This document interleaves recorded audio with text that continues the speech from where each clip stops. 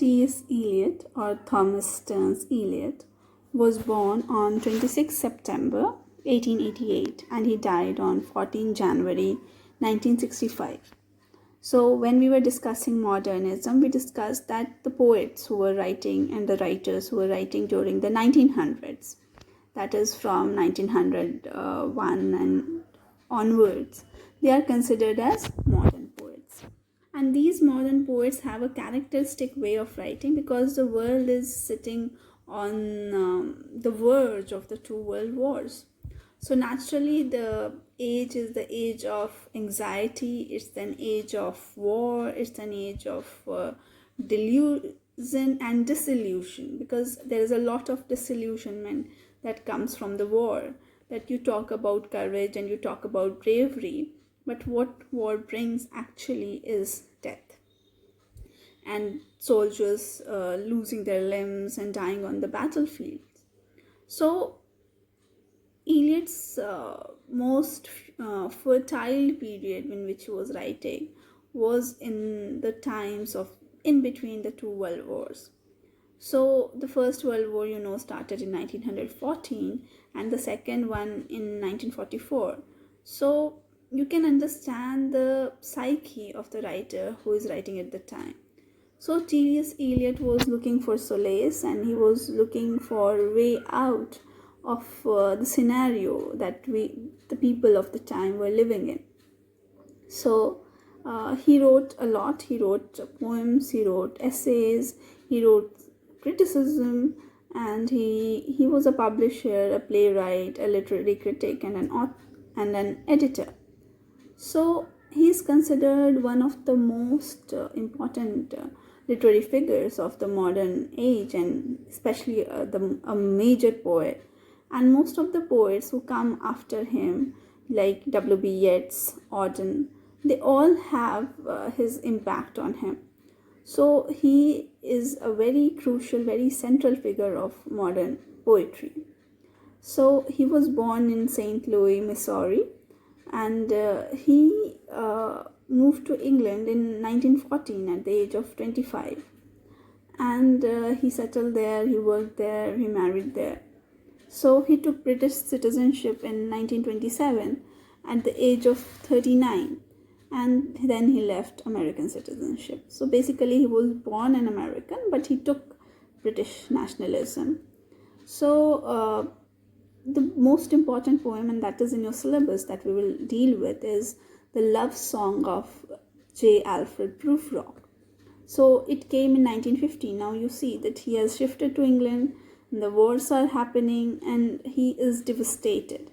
And then the loneliness is there, the identity crisis is there. People have started living in their cubicles.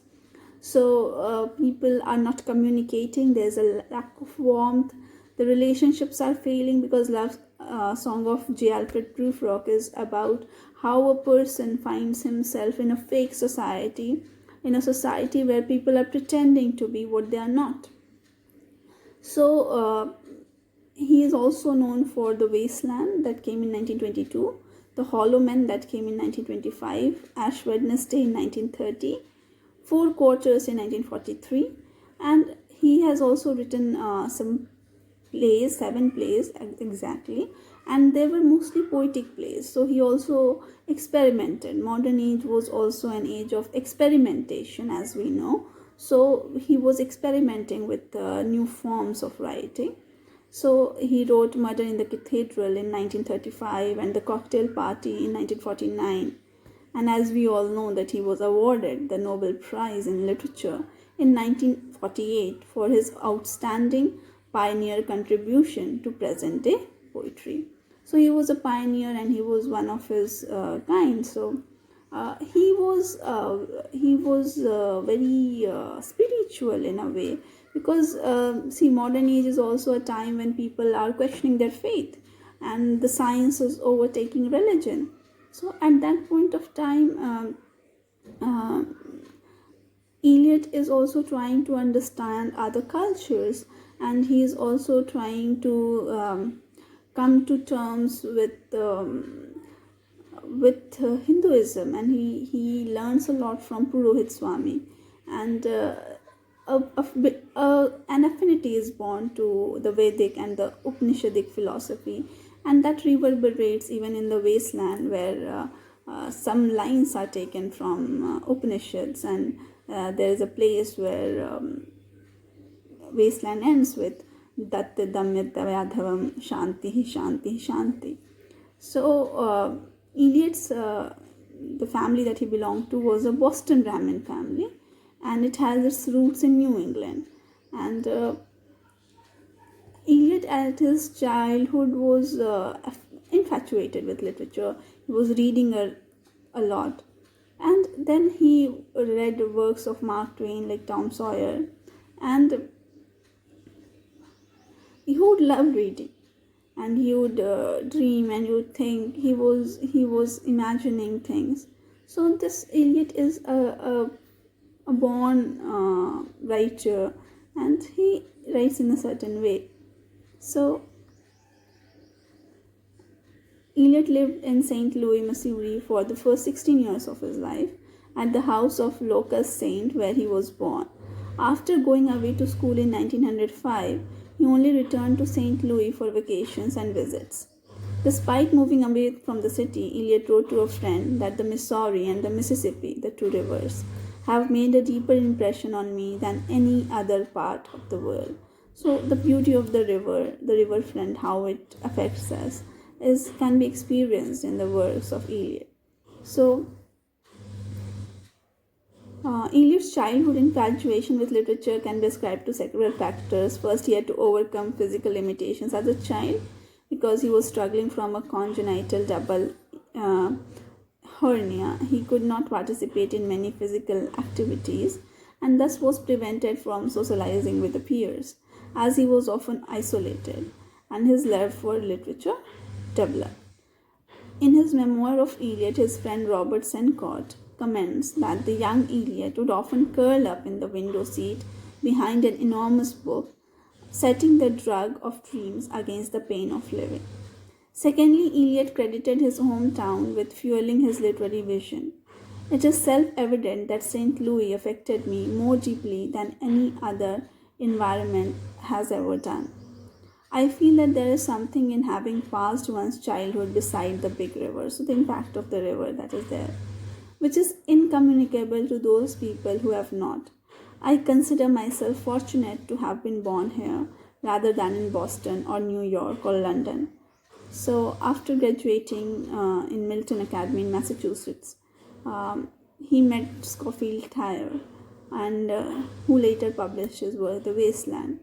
And while writing, T.S.Eliot believed that the work of literature should not be for all, and there should be a sense of obscurity in literature, because he felt that if it is commonplace, art will become a commodity, and he didn't want art to become a commodity. He wanted serious learners and readers of literature who understood for literature for what it actually is. So that belief was there in him. So he studied at Harvard College from 1906 to 1909, and he earned a Bachelor of Arts in an elective program similar to comparative literature in 1909, and a Master of Arts in English Literature the following year. Because of his year at Milton Academy, Eliot was allowed to earn his Bachelor of Arts after 3 years instead of the usual 4. And Frank Kermode writes that the most important moment of Eliot's undergraduate career was in 1908, when he discovered Arthur Symons' The Symbolist Movement in Literature. And this symbolism, the symbols that are used by the artists and the writers, became very important in the modern age. So you will find that Auden uses a lot of symbols, Yeats uses a lot of symbols. So how you speak through the symbols. So symbolic poetry became very important in the modern age, and its impact can be seen on the works of Eliot. This introduced him to Jules Laford and Arthur Rimbaud and Paul Verlaine. Without Verlaine, Eliot wrote, he might have never have heard of Tristan Corbier and his book Les Amazons, a work that affected the course of Eliot's life. So the Harvard advocate published some of his poems, and he became lifelong friends with Conrad Aiken, the American writer and critic. After working as a philosophy assistant at Harvard from 1909 to 1910, Eliot moved to Paris, where from 1910 to 1911 he studied philosophy at Sorbonne. He attended lecture by Henry Bergson and read poetry with Hen Alban Fournier. From 1911 to 1914, he was back at Harvard studying Indian philosophy and Sanskrit. So that's why he is so much into Indianness. Whilst a member of the Harvard Graduate School, Eliot met and fell in love with Emily Hale. Eliot was awarded a scholarship to Merton College, Oxford in 1914. He first visited Marburg, Germany, where he planned to take a summer program, but when the First World War broke out, he went to Oxford instead. At the time, so many American students attended Merton that the Junior Common Room proposed a motion that the society abhors the Americanization of Oxford. It was defeated by 2 votes after Eliot reminded the students how much they owed to American culture. So Eliot wrote to Conrad Aiken on New Year's Eve in 1914, "I hate university towns and university people, who are the same everywhere, with pregnant wives, sprawling children, many books and hideous pictures on the walls. Oxford is very pretty, but I don't like to be dead." So he wants to be alive. He is full of life. So escaping Oxford, Eliot spent much of his time in London. This study had a monumental and life-altering effect on Eliot for several reasons, the most significant of which was his introduction to the influential American literary figure Ezra Pound. A connection through Aiken resulted in an arranged meeting, and on 22nd September 1914, Eliot paid a visit to Pound's flat. Pound instantly deemed Eliot worth watching and was crucial to Eliot's beginning career as a poet, as he is credited with promoting Eliot through social events and literary gatherings. Thus, according to biographer John Worthen, during his time in England, Eliot was seeing as little of Oxford as possible. He was instead spending long periods of time in London in the company of Ezra Pound and some of the modern artists whom the war has so far spared. It was Pound who helped most, introducing him everywhere. In the end, Eliot did not settle at Merton and left after a year. In 1915, he taught English at Birkbeck, University of London. By 1916, he had completed a doctoral dissertation for Harvard on knowledge and experience in the philosophy of F.H. Bradley, but he failed to return for the viva voce exam. Before leaving the US, Eliot had told Emily Hale that he was in love with her. He exchanged letters with her from Oxford during 1914 and 1915, but they did not meet again until 1927. In a letter to Aiken late in December 1914, Eliot, aged 26, wrote, "I am very dependent upon women, I mean female society." Less than 4 months later, Thayer introduced Eliot to Vivian Hay Wood, a Cambridge governess. They were married at Hampstead Register Office on 26 June 1915. After a short visit alone to his family in the United States, Eliot returned to London and took several teaching jobs, such as lecturing at Birkbeck College, University of London. The philosopher Bertrand Russell took an interest in Vivian while the newlyweds stayed in his flat. Some scholars have suggested that she and Russell had an affair, but the allegations were never confirmed. The marriage was markedly unhappy, in part because of Vivian's health problems. In a letter addressed to Ezra Pound, she covers an extensive list of her symptoms, which included a habitually high temperature, fatigue, insomnia, migraines, and colitis. This, coupled with apparent mental instability, meant that she was often sent away by Eliot and the doctors for extended periods of time. So, Eliot's married life, we were talking about it. So, it was increasingly unhappy, and Eliot grew detached from her. And the couple formally separated in 1933, and 1938, Vivian's brother Maurice had her committed to a mental hospital against her will, where she remained until her death of heart disease in 1947. Their relationship became the subject of 1984 play Tom and Viv, which in 1994 was adapted as a film of the same name. In a private paper written in his 60s, Eliot confessed, I came to persuade myself that I was in love with Vivian simply because I wanted to burn my boats and commit myself to staying in England. And she persuaded herself, also under the influence of Ezra Pound, that she should save the poet by keeping him in England. To her, the marriage brought no happiness. To me, it brought the state of mind out of which came the wasteland. So, the anxiety, the loneliness that came out from it. After leaving Merton, Eliot worked as a school teacher, most notably at Highgate School, a private school in London, where he taught French and Latin. His students included the young John Bedsimon. Later, he taught at the Royal Grammar School, High Wycombe, a state school in Buckinghamshire, to earn extra money. He wrote book reviews and lectured at evening extension courses at the University College London and Oxford. In 1917, he took a position at Lloyd's Bank in London, working on foreign accounts. On a trip to Paris in August 1920 with the artist Wyndham Lewis, he met the writer James Joyce. Eliot said he found Joyce arrogant. Joyce doubted Eliot's ability as a poet at the time, but the two soon became friends. With Eliot visiting Joyce whenever he was in Paris, Eliot and Wyndham Lewis also maintained a close friendship, leading to Lewis's later making his well-known portrait painting of Eliot in 1938. Charles Whibley recommended T.S.Eliot to Geoffrey Faber. In 1925, Eliot left Lloyd's to become director in the publishing firm Faber and Guare, later Faber and Faber, where he remained for the rest of his career. At Faber and Faber, he was responsible for publishing important English poets like W.H. Auden, Stephen Spender, and Ted Hughes. On 29 June 1927, Eliot converted to Anglicanism from Unitarianism, and in November that year he took British citizenship. He became a church warden of his parish church, St. Stephen, Gloucester Road, London, and a life member of the Society of King Charles the Martyr. Specifically identified as Anglo-Catholic, proclaiming himself classicist in literature, royalist in politics, and Anglo-Catholic in religion. About 30 years later, Eliot commented on his religious views that he combined a Catholic cast of mind, a Calvinist heritage, and a puritanical temperament.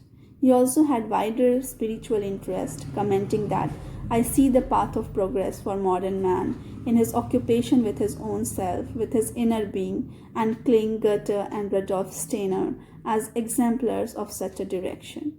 One of Eliot's biographers, Peter Ackroyd, commented that the purpose of Eliot's conversion were twofold. One, the Church of England offered Eliot some hope for himself, and I think Eliot needed some resting place. But secondly, it attached Eliot to the English community and English culture. By 1932, Eliot had been contemplating a separation from his wife for some time. When Harvard offered him the Charles Eliot Norton Professorship for the 1932-1933 academic year, he accepted and left Vivian in England. Upon his return, he arranged for a formal separation from her, avoiding all but one meeting with her between his leaving for America in 1932 and her death in 1947. Vivian was committed to the Northumberland House Mental Hospital in Woodbury Down Manor House, London, in 1938 and remained there until she died.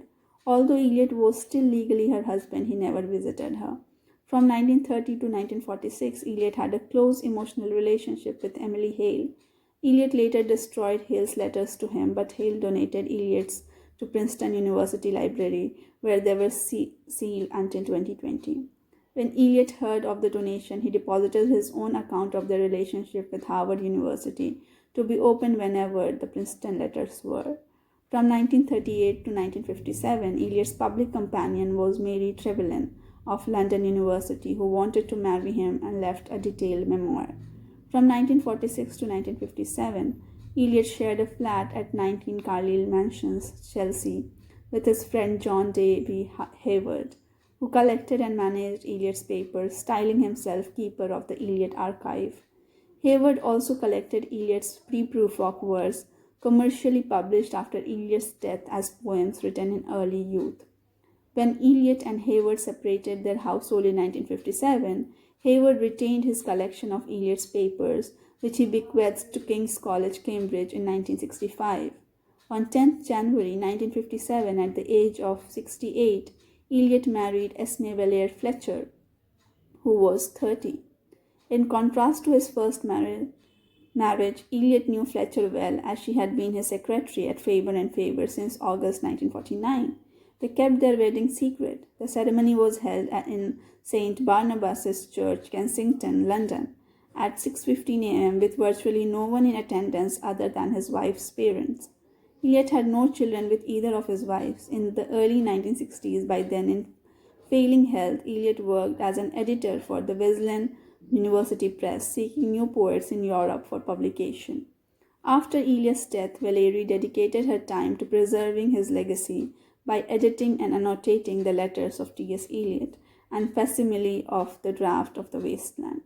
Valerie Eliot died on 9 November 2012 at her home in London. Eliot died of emphysema at his home in Kensington in London on 4 January 1965 and was cremated at Golders Green Crematorium. In accordance with his wishes, his ashes were taken to St. Michael and All Angels Church, East Coker, the village in Somerset from which his Eliot ancestors had immigrated to America. A wall plaque on the church commemorates him with a quotation from his poem East Coker, "In my beginning is my end, in my end is my beginning." In 1967, on the second anniversary of his death, Eliot was commemorated by the placement of a large stone in the floor of Poets' Corner in London's Westminster Abbey. The stone, cut by designer Reynolds Stone, is inscribed with his life dates, his order of merit, and a quotation from his poem Little Gidding. The communication of the dead is tongue with fire beyond the language of the living. The apartment block where he died, number 3 Kensington Court Gardens, has had a blue plaque on it since 1986. For a poet of his stature, Eliot produced a relatively small number of poems. He was aware of this even early in his career. He wrote to J.H. Woods, one of his former Harvard professors, "My reputation in London is built upon the small volume of verse and is kept up by printing 2 or 3 more poems in a year. The only thing that matters is that these should be perfect in their kind, so that each should be an event." Typically, Eliot first published his poems individually in periodicals or in small books or pamphlets, and then collected them in books. His first collection was Prufrock and Other Observations, 1917. In 1920, he published more poems in Ara Vosprek, London, and Poems, 1920, New York. These had the same poems in a different order, except the ode in the British edition was replaced with Hysteria in the American edition. In 1925, he collected The Wasteland and the Poems in Prufrock and Poems into one volume and added The Hollow Men to form Poems 1909 to 1925. From then on, he updated this work as collected poems. Exceptions are Old Possum's Book of Practical Cats, a collection of light verse, poems written in early youth posthumously published in 1967, and consisting mainly of poems published between 1907 and 1910 in the Harvard Advocate, and Inventions of the March Hare Poems, 1909 to 1917, material Eliot never intended to have published, which appeared posthumously in 1997. During an interview in 1959, Eliot said of his nationality and its role in his work, "I would say that my poetry has obviously more in common with my distinguished contemporaries in America than with anything written in my generation in England. That I am sure of. It wouldn't be what it is, and I imagine it wouldn't be so good. Putting it as modestly as I can, it wouldn't be what it is if I had been born in England, and it wouldn't be what it is if I had stayed in America." So it is a mixing of America and England. It's a combination of things, but in the sources, in its emotional springs, it comes from America. Cleo McNally Kearns note in her biography that Eliot was deeply influenced by Indic traditions, notably by the Upanishads. From the Sanskrit ending of The Wasteland to What Krishna Meant section of 4 quartets shows how much Indic religion, and more specifically Hinduism, made up his philosophical basic for his thought process. It must also be acknowledged, as Chinmoy Guha showed in his book Where the Dreams Cross, T.S. Eliot and French Poetry, that he was deeply influenced by French poets from Baudelaire to Paul Valéry. He himself wrote in 1940 essay on W.B. Yeats, "The kind of poetry that I needed to teach me the use of my own voice does not exist in English at all. It was only to be found in French. In 1915, Ezra Pound, overseas editor of Poetry magazine, recommended to Harriet Monroe, the magazine's founder, that she publish the love song of J. Alfred Prufrock. Although the character Prufrock seems to be middle-aged, Eliot wrote most of the poem when he was only 22. His now famous opening lines comparing the evening sky to a patient etherized upon a table were considered shocking and offensive, especially at a time when Georgian poetry was hailed for its derivations of the 19th century Romantic poets. The poem structure was heavily influenced by Eliot's extensive reading of Dante and refers to a number of literary works, including Hamlet, and those of the French symbolist. Its reception in London can be gauged from an unsigned review in the Times Literary Supplement on 21 June 1970. The fact that these things occurred to the mind of Mr. Eliot is surely of the very smallest importance to anyone, even to himself. They certainly have no relation